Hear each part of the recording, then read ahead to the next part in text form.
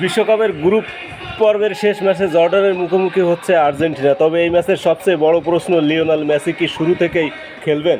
Argentina ইতিমধ্যে group champion হিসেবে knockout নিশ্চিত করেছে, তাই কোচ লিওনেল স্কলোনি জানিয়েছেন এই ম্যাচে তিনি দলে একাধিক পরিবর্তন আনবেন এবং যারা এখন পর্যন্ত কম সময় খেলেছেন তাদের সুযোগ দেবেন। একই সঙ্গে তিনি নিশ্চিত করেছেন যে মেসি শুরুর একাদশে থাকবেন না, তিনি বেঞ্চ থেকে শুরু করবেন।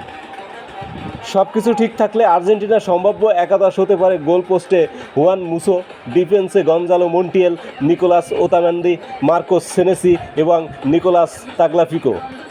মাঝমাঠে Leandro Paredes, Ezequiel Palacios, Giovani Lo Celso এবং জুলিয়ানো সিমিওনে। আক্রমণে নিকো পাস ও হুলিয়ান আলভারেজকে দেখা যেতে পারে।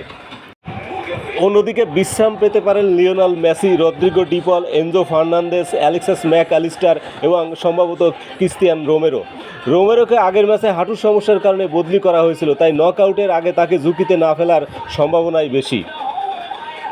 যদিও এটি রোটেশন স্কোয়াড, তারপরও আর্জেন্টিনার বেঞ্চের শক্তি এতটাই গভীর যে জর্ডানের জন্য ম্যাচটি সহজ হবে না। Julian Alvarez, Lo Celso, Paredes কিংবা লাউতারো মার্টিনেজ মাঠে নামলে যে কোনো সময় ম্যাচের মোড় ঘুরিয়ে দিতে পারেন। আমার মতে স্কলোনির মূল লক্ষ্য হবে কোনো ইনজুরি ছাড়া 3 পয়েন্ট নিয়ে নকআউটে যাওয়া। আর যদি ম্যাচের পরিস্থিতি অনুকূলে থাকে তাহলে শেষ 20 থেকে 30 মিনিটের জন্য মেসিকে মাঠে নামানো হতে পারে। এখন আপনার মতামত কি? জর্ডানের বিপক্ষে আর্জেন্টিনা কত গোলে জিতবে? আর মেসি কি একেবারেই বিশ্রাম দেওয়া উচিত নাকি দ্বিতীয়ার্ধে নামানো উচিত? কমেন্টে আপনার প্রেডিকশন জানিয়ে দিন। ধন্যবাদ সবাইকে।